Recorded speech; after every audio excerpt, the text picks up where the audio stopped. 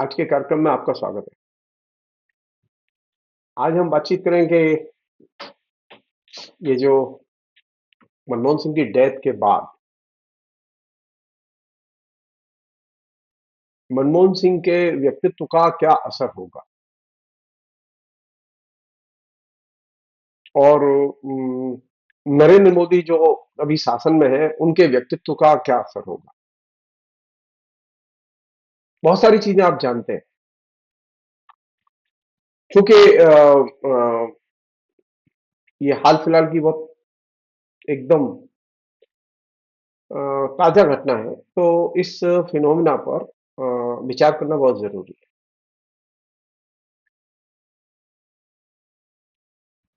पहले तो मैं यही कहना चाहता हूं कि नरेंद्र मोदी डिजिटल डेमोगॉग है और मनमोहन सिंह रियल डेमोगॉग थे। ऐसा नहीं था कि वो भाषण देना नहीं जानते थे। वो शानदार टीचर थे और शानदार बोलते थे। वो रियल डेमोगॉग थे। ये digital demagogue. Real demagogue crisis से नहीं भागता। डिजिटल डेमोगॉग क्राइसिस को देखता नहीं। और ये बहुत ही बेसिक, जिसे कह के दोनों के व्यक्तित्व के मॉडल में अंतर है।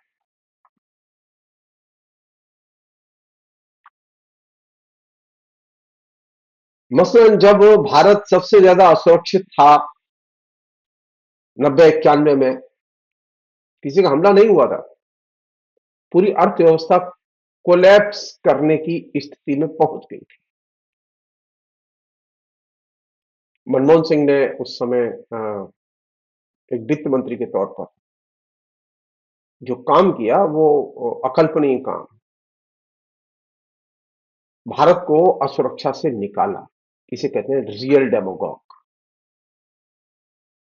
और अब जब भारत सबसे अधिक आर्थिक संकट में है और राजनीतिक असुरक्षा में घिरा हुआ है,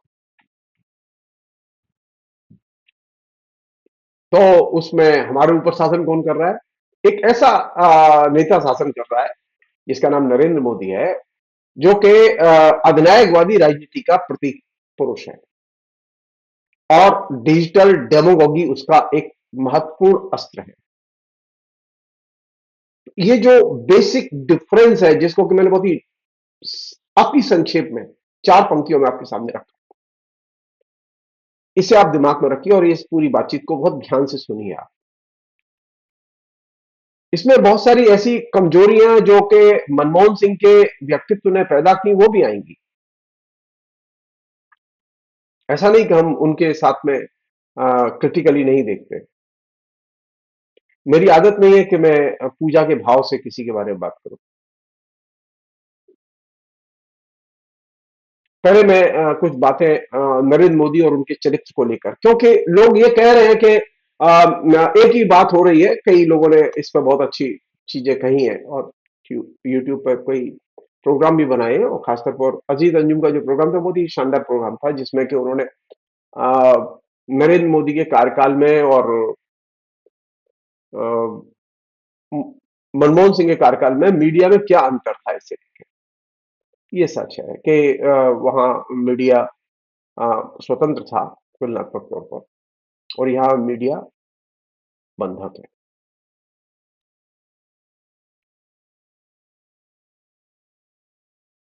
मैं इसके बाहर निकलना चाहता हूं।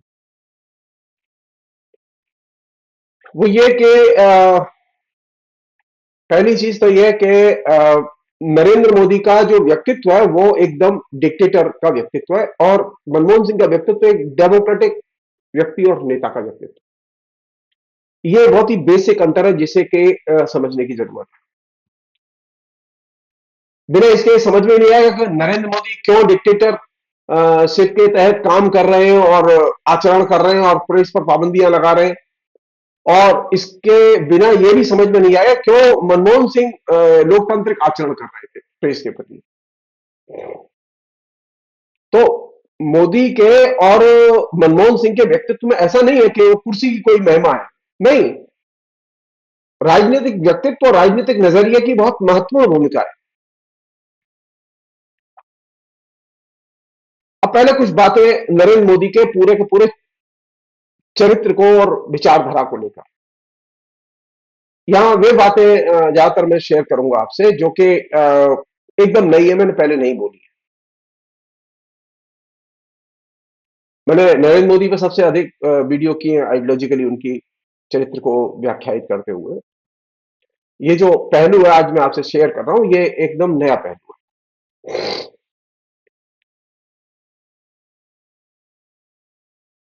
वो ये कि नरेंद्र मोदी जब हमारे सामने आए हैं तो वे एकदम राजनीतिक असुरक्षा और संकट की अवस्था में उनका अवतरण हुआ है प्रधानमंत्री की कुर्सी पर। और इस कुर्सी पर आने के बाद में उन्होंने सबसे अधिक लोगों की राजनीतिक असुरक्षा को और ज्यादा गहरा किया है, लोगों के आर्थिक संकट को और ज्यादा गहरा किया है, बजाय इसके कि इन दोनों में सुधार होगा। तो इसके चलते हुआ यह कि democracy, equality, secularism, constitutional bodies, ये सारी की सारी एकदम दांव पर लग गई। और इसमें एक माहौल पैदा किया, झूठे केस, आरोप, भय और सरकार का अपनी जिम्मेदारियों से भागना, समाज में भय पैदा किए। आप आरोप लगाते नहीं, सरकार सुनती नहीं है। सरकार ब्लेंडर पर ब्लेंडर कर रही है, लेकिन सरकार कभी सुनती नहीं है। और सरकार ने अपने दमन के जरिए लोगों को एकदम भयभीत किया हुआ है। सरकार की जो जिम्मेदारी है, वो सरकार किसी भी रूप में अपनी जिम्मेदारी को निभाने के तैयार नहीं है, न आर्थिक फ्रंट पर, न सामाजिक फ्रंट पर, न कानूनी फ्रंट पर, न प्रशासनिक फ्रंट पर। हर फ्रंट पर सरकार बुरी तरह से फेल है। सरकार को वोट मिलना है, बीजेपी को वोट मिलना है। और वोट कैसे मिल रहे हैं सब लोग जानते हैं। पैसे के जरिए लोगों को भ्रष्ट करके, लालची बना के वोट जुगाड़ किए जा रहे हैं। और लगातार हर तरह का दुरुपयोग, चुनाव कमीशन का दुरुपयोग, पूरे के वोटर लिस्ट का दुरुपयोग, पैसे देके वोटरों का दुरुपयोग, ये बड़े पैमाने पर दुरुपयोग। और सबसे बड़ी बात यह है कि जो कॉन्स्टिट्यूशनल बॉडी, उनका दुरुपयोग। और ये एक नॉर्मल फिनोमिना बन गया है। पहले कभी कभार ये घटनाएं होती थी, लेकिन अब ये नॉर्मल फिनोमिना है। जब भी सरकार कोई काम करती है तो वो दुरुपयोग के जरिए काम करती है। और दुरुपयोग के ये वे रूप है जिनकी मैंने आपसे चर्चा की।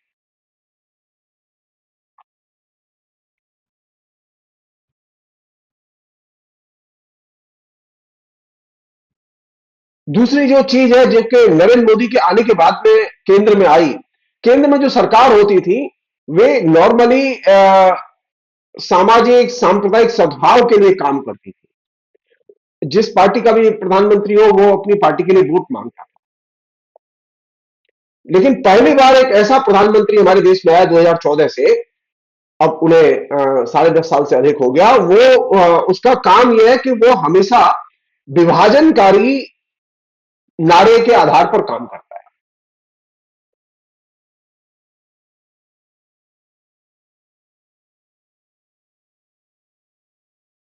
और ये जो विभाजनकारी नारा और या विभाजनकारी प्रोग्राम, और उसके साथ साथ एग्रेसिव पॉलिटिक्स।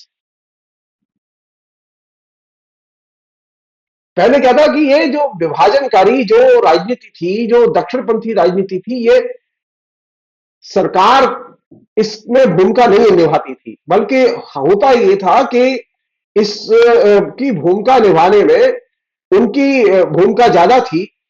जो राजनीतिक दल के लोग हैं वो अपने दलीय स्तर पर करते थे काम। लेकिन अब ये सरकार और सरकार की मशीनरी दक्षिणपंथी जो विभाजनकारी राजनीति है उसको इंप्लीमेंट करे, ये एकदम नया फिनोमिना है, पहले भी नहीं था ये। कभी भूल चूक से कोई नेता गलती करता था, लेकिन अब तो मुख्यमंत्री, प्रधानमंत्री, गृह मंत्री, ये खुल्लम खुल्ला लोगों के खिलाफ हेट कैंपेन कर रहे हैं और वोट मांग रहे हैं। ये जो एग्रेसिव पॉलिटिक्स है, ये जो फिनोमिना है, ये फिनोमिना एकदम, ये लोकल फिनोमिना नहीं है, ये ग्लोबल फिनोमिना है। और इस एग्रेसिव रिएक्शनरी पॉलिटिक्स का जनक है अमेरिका। तो नरेंद्र मोदी जिस विभाजनकारी एजेंडे का हिंदुस्तान में अनुकरण कर रहे हैं और पालन कर रहे हैं, जिस डिक्टेटरशिप की पॉलिटिक्स का अनुकरण कर रहे हैं और पालन कर रहे हैं, उसका आदर्श भारत का संविधान, आरएसएस की शाखा नहीं है। उसका आदर्श है अमेरिका की दक्षिणपंथी रिएक्शनरी पॉलिटिक्स और उसका एजेंडा, जिसने कि सारी दुनिया की राजनीति को प्रभावित किया हुआ है। आप अगर ग्लोबल पर्सपेक्टिव से नरेंद्र मोदी को देखेंगे तो आपको नरेंद्र मोदी बहुत साफ नजर आएंगे। मनमोहन सिंह की यह विशेषता थी कि मनमोहन सिंह ने किसी भी तरह से ग्लोबल पॉलिटिक्स, चाहे वो सोशलिज्म की हो, चाहे वो रिएक्शनरी पॉलिटिक्स हो, किसी से भी अपने को प्रभावित नहीं किया, बल्कि उन्होंने लोकल डेमोक्रेटिक पॉलिटिक्स की। और यह बहुत बुनियादी अंतर था मनमोहन सिंह के दृष्टिकोण का। मनमोहन सिंह के दृष्टिकोण के केंद्र में भारत था।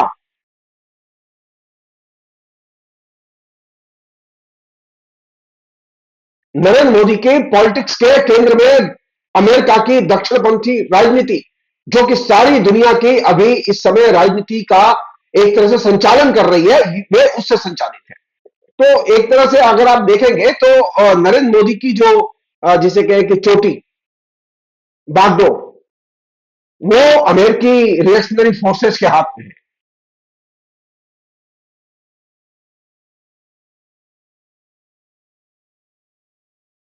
और उस पॉलिटिक्स का एक सामान्य भाषा में कहें, दो बहुत महत्वपूर्ण लक्षण थे, भय और सामाजिक विभाजन। 9/11 के बाद ये फिनोमिना बहुत तेजी से डेवलप किया पूरी दुनिया में, और आज भारत इसके प्रयोग की सबसे बड़ी पाठशाला बना हुआ है। ये हमारे तमाम जो यूट्यूबर हैं, वे इस के जो लिंक है, वो लिंक को नहीं देखते। वे ये तो देखते हैं कि ये नफरती पॉलिटिक्स कर रहे हैं, वो इसको तो बताते हैं बार बार, लेकिन ये नफरती पॉलिटिक्स आई कहां से? जैसे माओ कहते थे ना कि हमें जब भी हम विचारों के बारे में बात करें तो हमें यह जानने की कोशिश करनी चाहिए कि आखिर विचार आते कहां से हैं, विचारों का स्रोत क्या है। तो नरेंद्र मोदी के विचारों का स्रोत आरएसएस की शाखाएं और नागपुर नहीं है। मैं रिपीट कर रहा हूं, नागपुर के भी विचारों का स्रोत गुरु गोलवरकर नहीं है, बल्कि अमेरिका और अमेरिका की रिएक्शनरी पॉलिटिक्स और अमेरिकी संस्थान, जो कि भय और मुस्लिम विद्वेष की राजनीति के सबसे बड़े टूल बने हुए सारी दुनिया में, वो उसका केंद्र बिंदु है।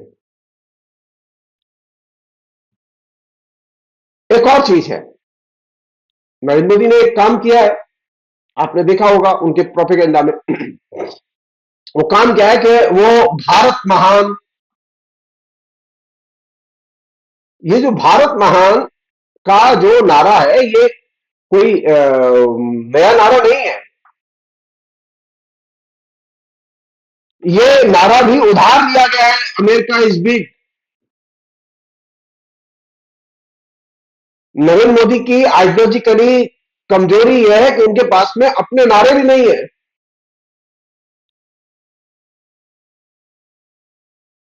और जैसा कि वहां की रिएक्शनरी पॉलिटिक्स की विशेषता है, वो सारी की सारी बीमारियां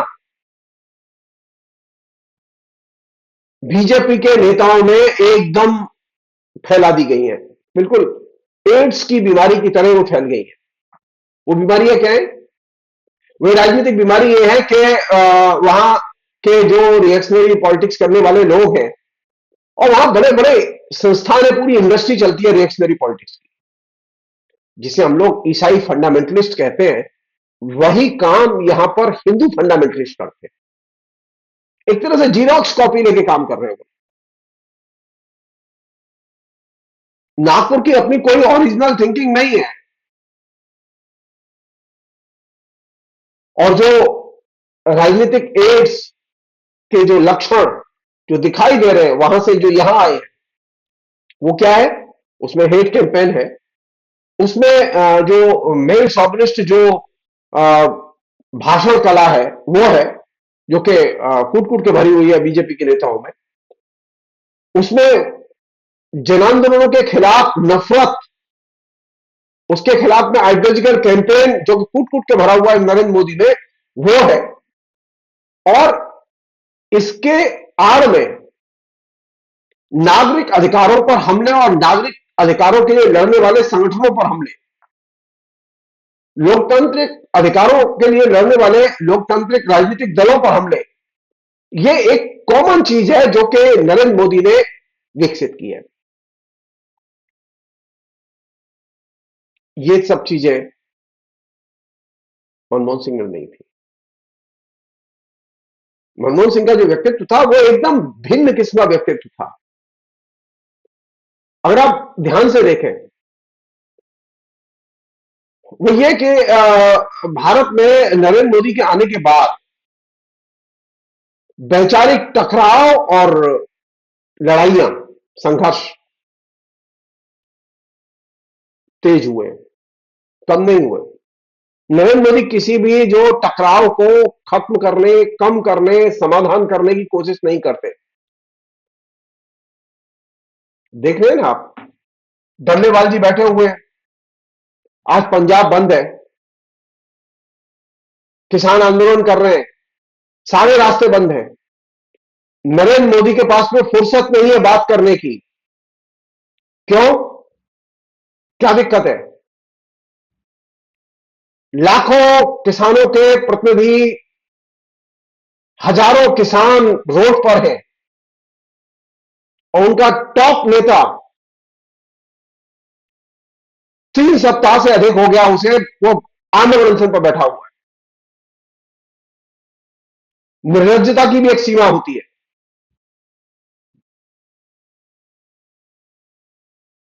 लेकिन नरेंद्र मोदी में ये नहीं है।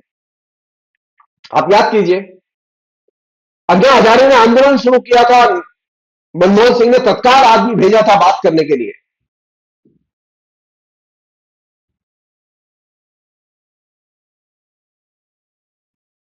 इतने दिन से आंदोलन चल रहा है, वो 1 साल से ऊपर हो गया उनको वहां पर समूह बॉर्डर पर बैठे हुए। नरेंद्र मोदी के पास समय नहीं है बात करने के लिए, नरेंद्र मोदी के किसी प्रतिनिधि के पास समय नहीं है बात करने के लिए। नरेंद्र मोदी हर थर्ड ग्रेड आदमी के साथ में मिलने के लिए तैयार है राजनीति में, लेकिन अन्नदाता से मिलने के लिए तैयार नहीं है।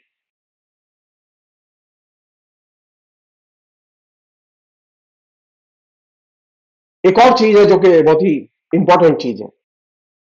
नरेंद्र मोदी जब से आए हैं, उन्होंने जैसे सब लोग जानते हैं वो हिंदुत्व की राजनीति कर रहे हैं, हिंदू राष्ट्रवाद के लिए काम कर रहे हैं, और इसे वो छुपा नहीं रहे। और इसको वो डिक्टेटरशिप के जरिए लाना चाहते हैं, वो परसुएशन के जरिए नहीं लाना चाहते, वो डिक्टेटरशिप के जरिए लाना चाहते हैं। वो तमाम किस्म के डेमोक्रेटिक नॉर्म्स और फॉर्म्स और कॉन्स्टिट्यूशन, इन सबको दरकिनार करके लाना चाहते हैं। और बहुत ही एग्रेसिव प्रोपेगेंडा उनका चल रहा है। इस एग्रेसिव प्रोपेगेंडा में जो जनता के जेहन में जो चीज पैदा की गई है, जिसे हम लोग कहते हैं जहर, वो है अतीत प्रेम। वो कभी राम जी के बहाने, कभी कृष्ण जी के बहाने, कभी काशी के बहाने, ये जो कभी कुंभ के बहाने, ये क्या है? ये प्रधानमंत्री किस चीज का प्रचार कर रहे हैं? प्रधानमंत्री के पास में प्रचार करने के लिए कोई विषय नहीं है सिवाय अतीत प्रेम के।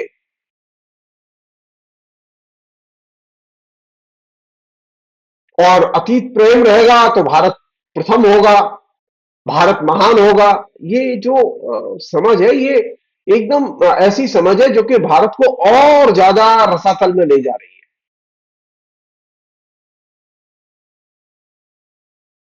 नरेंद्र मोदी ने जिस हिंदू राष्ट्रवाद के मुहावरे के विकास के नाम पर उस मुहावरे का इस्तेमाल किया है, और अब तीसरे चरण में यानी जब वो तीसरी बार प्रधानमंत्री बने उसके पहले के चुनाव में उन्होंने जम के हेट कैंपेन किया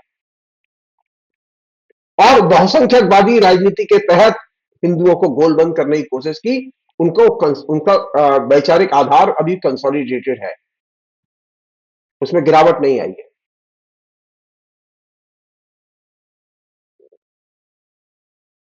तो नरेंद्र मोदी को ये तो क्रेडिट जाती है कि वो उनकी जो बहुसंख्यकवादी राजनीति का जो फ्रेमवर्क है वो जनता के उस हिस्से में जो उनका अनुयायी हिस्सा है उसमें एक्सेप्टेबल है। और इसके चलते उन्होंने हिंदू को, भारतीय नागरिक को नहीं, हिंदू को, हिंदू को भारत की पहचान के रूप में खूब प्रचारित किया।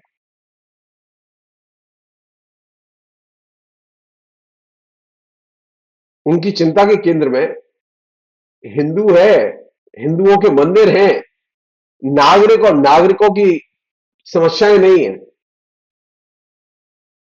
आप सोचिए, आप यहां से सोचिए कि नरेंद्र मोदी ने उत्तर प्रदेश में बनारस के सौंदर्यीकरण और अयोध्या के सौंदर्यीकरण पर जितना पैसा खर्च किया उतना पैसा नरेंद्र मोदी ने और योगी ने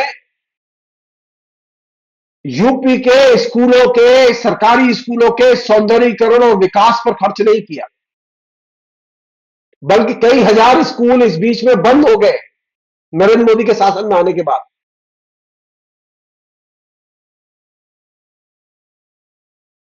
और कुकुर मुत्ते की तरह प्राइवेट स्कूल और कॉलेज और यूनिवर्सिटी जिनमें सिर्फ बिल्डिंग है और वहां कोई पढ़ाने के लिए फुल टाइम टीचर नहीं है, कुकुर मुत्तों की तरह उनकी एकदम बाढ़ आई हुई है यूपी में। तो अगर तुम्हें पढ़ना है, पैसे में डिग्री मिल जाएगी, पढ़ाई नहीं होगी। तो कैसा व्यक्ति बना रहे नरेंद्र मोदी? फेक व्यक्ति, अशिक्षित व्यक्ति, जिसके पास डिग्री तो है लेकिन जिसके पास कोई ज्ञान नहीं है, वो खाली प्रोपेगेंडा जानता है। तो एक नया मॉडल जिसमें अतीत प्रेम था, उसमें काशी के प्रति, अयोध्या के प्रति, कुंभ के प्रति, प्रयाग के प्रति, मथुरा के प्रति प्रेम तो है, लेकिन मथुरा, काशी, प्रयाग, अयोध्या, यहां की जनता और उसकी समस्याओं को लेकर कोई चिंता नहीं है। आप उठाइए इन शहरों के बजट और पता कीजिए कि इन शहरों में कितने नए सरकारी स्कूल खोले गए और कितने स्कूल बंद हो गए।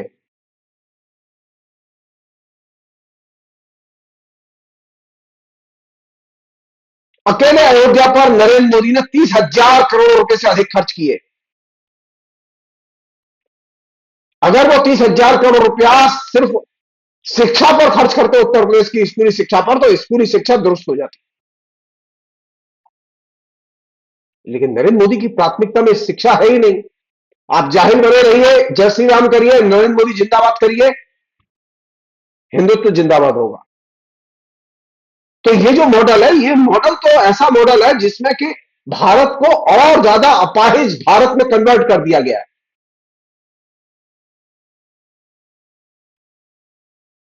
अब नई चीजें, हिंदू पूंजीवाद, हिंदू राष्ट्र, हिंदू अर्थशास्त्र, हिंदू नैतिकता, हिंदू चरित्र, और इन सब का गुरु ग्रंथ है मनुस्मृति।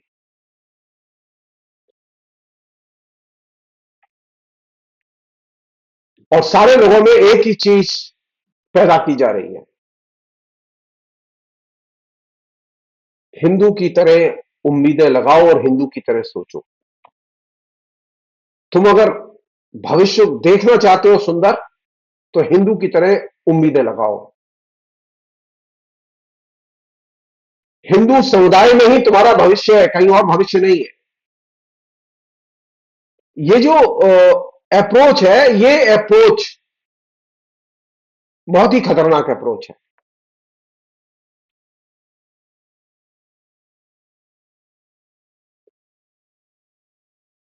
इस अप्रोच का जो परिणाम है वो बहुत खतरनाक है।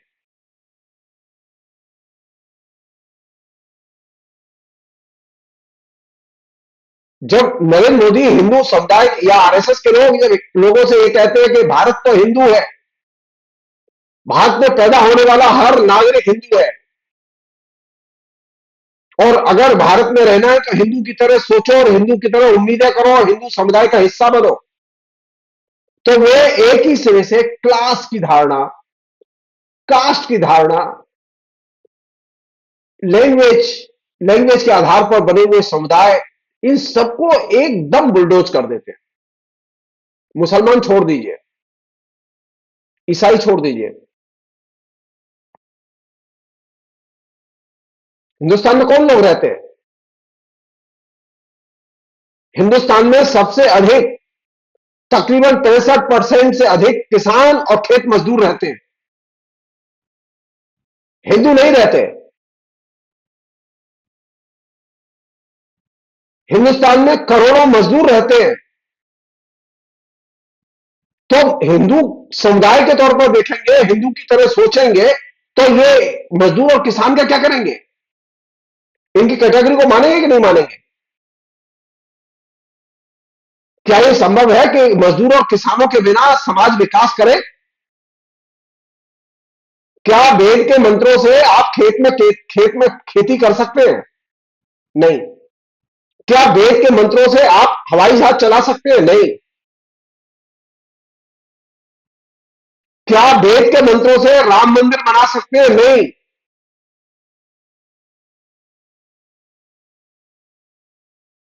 अगर मजदूर और किसान काम न करें तो आपके देश में एक दाना पैदा ना हो और एक बोतल पानी न मिले पीने का। तो एक हिंदू समुदाय की तरह देखो, हिंदू की तरह सोचो, हिंदू का भविष्य देखो। ये जो धारणा है, ये धारणा पूरी तरह से मजदूर और किसान विरोधी धारणा है। हिंदुस्तान में एक बहुत बड़ा हिस्सा है जो नौजवानों का है। नौजवानों को कोई धर्म नहीं होता, वो युवा होते हैं और नागरिक होते हैं। किसानों का कोई धर्म नहीं होता, वो किसान होते हैं और नागरिक होते हैं। उसी तरह मजदूरों का कोई धर्म नहीं होता, वो मजदूर होते हैं और नागरिक होते हैं। लेकिन नरेंद्र मोदी तो आपके हाथ से आपकी ये जो मजदूर की पहचान है, किसान की पहचान है, यूथ की पहचान है, ये जो नागरिक की पहचान है, इन सबको छीन लेना चाहते हैं। और हिंदू पहचान इसका नारा लगा के और हिंदू स्थानों का उत्थान करके वो आपके नागरिक के अधिकार और नागरिक की सुरक्षा और नागरिक के भविष्य, इससे जुड़े हुए सवालों से आप सबको एकदम विरत कर देना चाहते हैं। और ये सबसे खतरनाक पहलू है नरेंद्र मोदी के व्यक्तित्व का।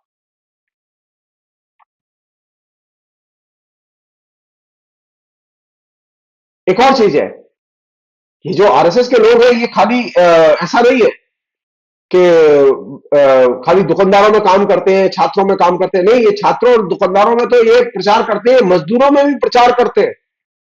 मजदूरों में इनका बहुत ताकतवर संगठन है भारतीय मजदूर संघ। वे वहां मजदूरों को भी यही समझाते हैं कि तुम हिंदू हो, और हिंदुत्व की विचारधारा की शिक्षा देते हैं। वे क्लास के तौर पर मजदूर को देखते, मजदूर की व्याख्या करने पर जोर नहीं देते। और वे एक बात कहते हैं कि अगर तुम ये मजदूर के नजरिए से देखोगे ना, तो तुम देखो, ये मजदूर की जो विचारधारा की जो बात करते हैं ना लोग, ये पूंजीपति विरोधी होते हैं, पूंजीवाद विरोधी होते हैं, पूंजीवाद का नाश कर देने वाले होते हैं, पूंजीवाद के प्रति इनके अंदर हिंसक भाव होता है। इनसे दूर रहने की जरूरत है।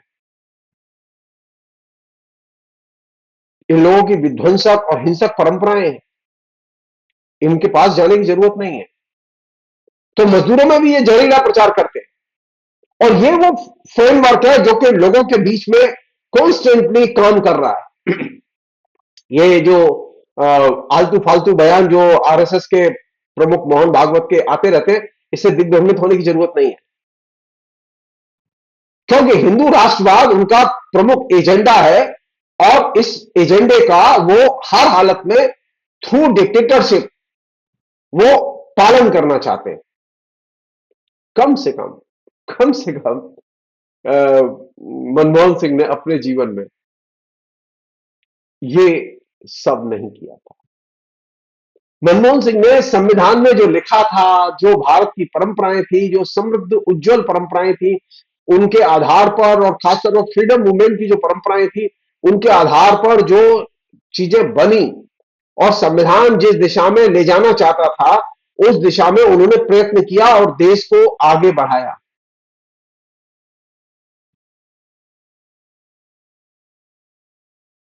वो कभी राष्ट्रवाद का झंडा लेके नहीं चले मनमोहन सिंह। मनमोहन सिंह ने कभी ये मंदिर मस्जिद के मसले पर कभी आपने मनमोहन सिंह को कभी ढोक लगाते नहीं देखा होगा। मनमोहन सिंह धर्म की इज्जत करते थे, लेकिन ऐसा नहीं था कि वो कहीं जा रहे हैं तो पहले मंदिर में जाएंगे, मंदिर में चढ़ाएंगे। आप लिस्ट उठा के देखिए, नरेंद्र मोदी जब से शासन में है, प्रधानमंत्री बने हैं, वो कितनी बार मंदिरों में गए हैं। नरेंद्र मोदी एवरेज हर 15 दिन में किसी न किसी मंदिर में जाते हैं,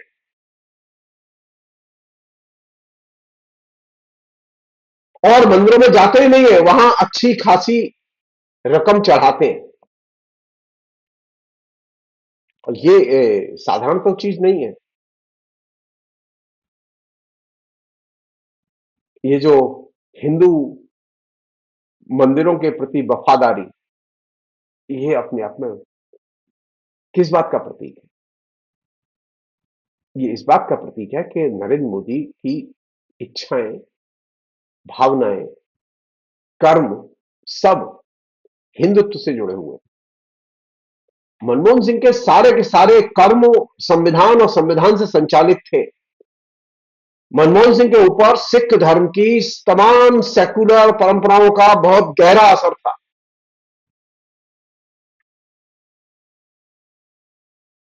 समाज सुधार की परंपराओं का, जिसका के बहुत बड़ा हिस्सा उन्होंने सिख धर्म से सीखा, उसका बहुत गहरा असर था उनके व्यक्तित्व पर। और यही वजह थी कि वे बहुत सहिष्णु थे, वो असहिष्णु नहीं थे। कोई भी उनके सामने असहमत हो सकता था, बोल सकता था, और वे प्यार से सुनते थे। कोई भी पत्रकार उनके पास तक जा सकता था। आप इंटरनेट पर जाइए, ऐसे तमाम फोटो मिलेंगे आपको जहां पत्रकार एकदम मनमोहन सिंह के पास नोटबुक लेके बैठे हुए हैं, पूछ रहे हैं। और यहां नरेंद्र मोदी के पास फटकना तो दूर, नरेंद्र मोदी की शक्ल नहीं दिखाई देगी पत्रकारों के बीच में आपको। नरेंद्र मोदी ने सबसे खतरनाक काम किया, हम और तुम में, आरएसएस ने सबसे खतरनाक काम किया, हम और तुम में इस देश को बांट दिया। इतना बड़ा खतरनाक काम जिन्ना ने भी नहीं किया था, गुरु गोलवलकर ने भी नहीं किया था, जो नरेंद्र मोदी ने अपने शासन में किया है। हम और तुम में बांटने का काम औरंगजेब ने भी नहीं किया था, ये जान लीजिए आप। तो नरेंद्र मोदी की ये जो हम और तुम में भारत को बांट कर देखने की जो पद्धति है, जिसमें कि आज पूरा का पूरा देश गांव तक बटा हुआ है, और इसने राज्यों की, प्रांतों की, जिलों की, जातियों की, सबकी सीमाएं तोड़ दी हैं।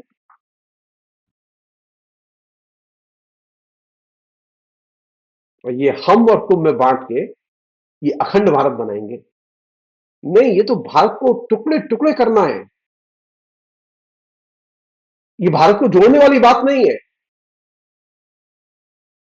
मनमोहन सिंह की अप्रोच हम और तुम में भारत को बांटने की अप्रोच नहीं थी।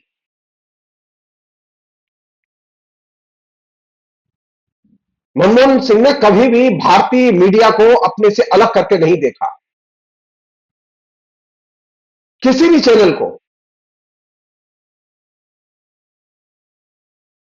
उन्होंने दंडित नहीं किया। यहां तक कि आरएसएस के लोगों को भी दंडित नहीं किया, जो कि रद्दी चीजें लिखते थे उनके शासन के दौरान। उनके जो विरोधी थे, वे सबसे घटिया प्रचार करते थे उनके बारे में। अब तो प्रूफ आ चुके हैं सब। कोयल आवंटन को लेकर जितने आरोप लगाए गए थे, लाइसेंस को लेकर, वो सारे के सारे आरोप झूठे पाए गए। 2G और 3G को लेकर जो आरोप लगाए गए थे, सब झूठे पाए गए।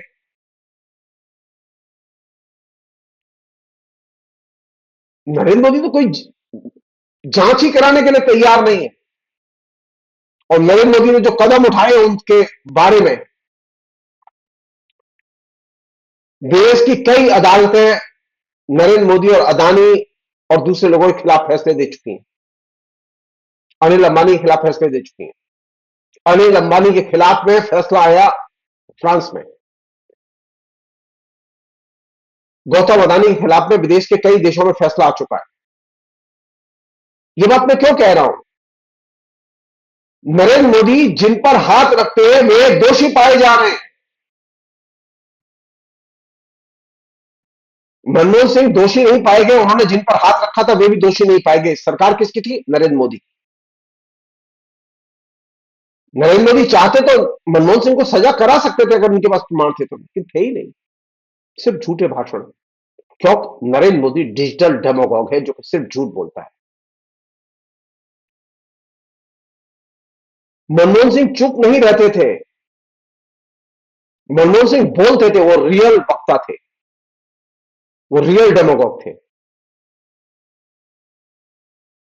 उनको सच में रहना, संविधान के दायरे में रहना, संविधान के अनुसार काम करना पसंद था। वे किसी धर्म के अनुयायी नहीं थे।